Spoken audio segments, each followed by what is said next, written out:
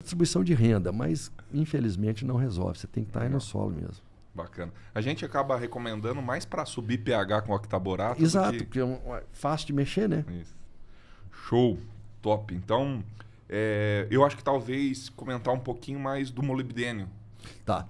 E então, níquel, se níquel está entrando no milho também. Isso. Não, vamos falar do molibdênio, depois a gente menciona do níquel.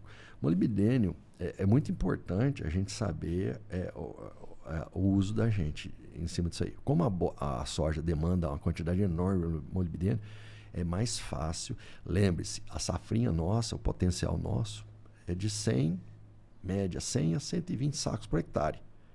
Então, eu não preciso muito de firula. Quase que NPK dá conta se eu já vim residual da soja. Uhum. Então, não precisa muito inventar a roda. Vamos trazer o caso aqui da Bahia. A Bahia foi o primeiro lugar que nós tivemos áreas significativas dos Gorgem, na época, isso em 2004, se não me engano, com 237 sacos por hectare de um híbrido. Me falaram, eu saí de Goiânia e fiquei 4 dias tirando amostras de 0 a 10, 10 a 20, etc, olhando tudo isso aí. Então você tinha boro, tinha zinco, né? E principalmente você tinha nutrientes sobrando ali para ter uma produtividade dessa. E nitrogênio e fertilizante cedo, vamos assim dizer, né? Então rompeu verão, né? Verão. Então quando eu tenho verão, eu preciso de mais coisas. Se eu tô, e é extremamente importante, porque milho verão eu tenho que ter produtividade alta, porque se basear num saco de R$60, o custo ano passado ficou em 12 mil. Se você dividir num verão, né, com cheio de coisa aí, vamos dizer, com proporção.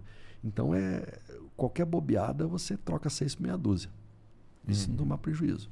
Então sim, eu preciso essas pequenas diferenças, custo de um ácido bórico ou de um ulexita e oxsulfato, é extremamente viável. Então, agora, mas na safrinha, eu já tenho que ter esses nutrientes, porque eu tenho um fator primordial que é falta de água próxima à floração.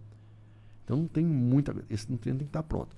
Molibdênio, principalmente, a maior função na soja, a gente já sabe, no milho é basicamente a redutase do nitrato. Extremamente importante. O milho, na fase inicial, ele tem uma preferência para pegar amônio no solo, porque apesar de entrar com mais dificuldade dentro da planta, ele já está pronto. Então ele entra, já é consolidado, já vira proteína, já vira estrutural imediatamente. Depois ele transforma, e é importante, depois de quatro folhinhas, basicamente, ele troca 100% do sistema reticular dele e foca em absorção de nitrato. Nitrato entra muito fácil dentro da planta, mas ele precisa sofrer redutase do nitrato. E aí o molibdênio é fundamental, ou seja, se sobrou produto da soja, de V4 para V5 eu tenho que estar fazendo alguma coisa.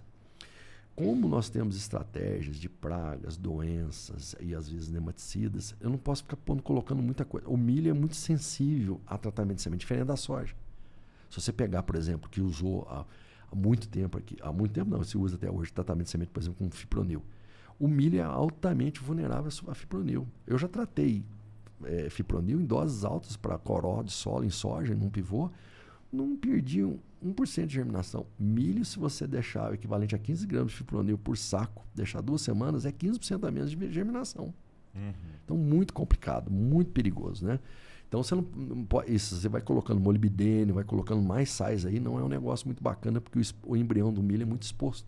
Entendi. Então, vamos fazer foliar. Então, foliar é extremamente facilitado a partir de 5 folhas, entrar com molibdênio ali. Não preciso mais que 15 gramas por hectare, 15 dá e sobra, certo? E aí depois nós entramos para o níquel, né? Que é o mencionado ali. Essas áreas de alta produtividade, basicamente, nós estamos tendo resposta, principalmente com o desenvolvimento, com a saúde da planta no desenvolvimento, principalmente com ele. Uhum. Tolerância à doença, há uma melhora. Falar que é significante, não vou usar fungicida, não é bem assim, né? Mas você tem uma melhoria e é um custo extremamente baixo. Sim. É 2, 3 gramas por hectare, tem gente jogando mais, eu acho que não tem tanta pesquisa para poder usar uma dose maior, mas é suficiente. Um plantio cedo no Mato Grosso, que eu tenho mais chuva, eu posso chegar aos 200 sacos para mim na safrinha, é extremamente importante. Mas se eu já tenho uma situação que está limitada a 80, 90 sacos, né, por causa de chuva, eu tenho que fazer isso na soja. Show, professor. Antes da gente entrar agora a parte mais, vamos falar, química, né, de herbicida, fungicida, inseticida, gostaria de chamar o momento de desaprender.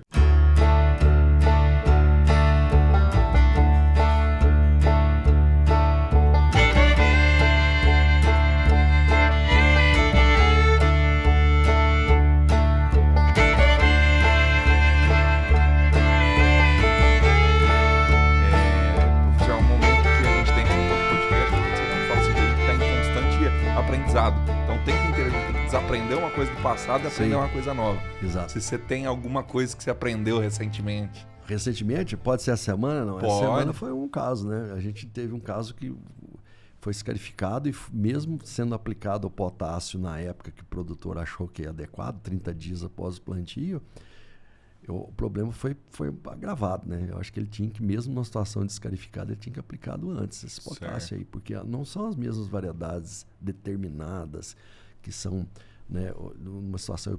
Se eu tenho um solo com demanda de potássio, eu não posso fazer essa estratégia de jogar um potássio mais para frente, principalmente se eu vou ter uma limitação de chuva naquela fase. Mas o momento todo, Matheus, isso aí é O tempo inteiro aprendendo. o tempo inteiro. Você tem que ter humildade para consolidar isso aí, né? Beleza.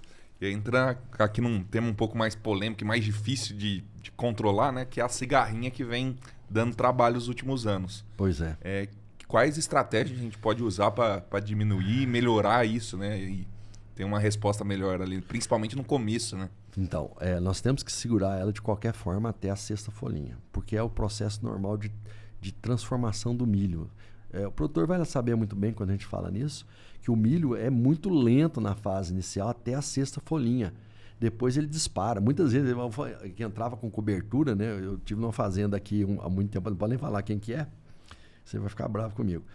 Mas eu cheguei lá, falei assim, mas quantas coberturas você fez do milho? Eu fiz 1,5. Eu falei assim, mas como assim 1,5? Você fez metade da dose na segunda? Não.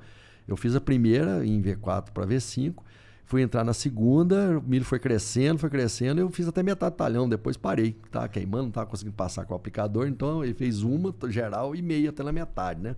Então não podemos correr esse tipo de coisa. No caso da cigarrinha, basicamente, o boro, vamos ligar o boro aí. O boro, a gente já sabe hoje, que é um nutriente que, se eu tiver valores maiores que 0,5 micrograma por decímetro cúbico no solo, o boro, uma das características dele é um vasodilatador.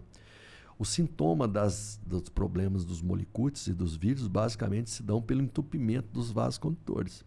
E se eu tenho algo que me dilata esse vaso condutor, eu vou ter, não é que eu não vou ter problema de cigarrinha ou dos molicutes, mas eu vou atrasar esses sintomas que, se eu tiver um pouco de sorte, isso aí já vai ter passado da fase de enchimento de grão, um comprometimento menor na parte de estourar um vaso desse, favorecer a entrada de bactéria, de fungo.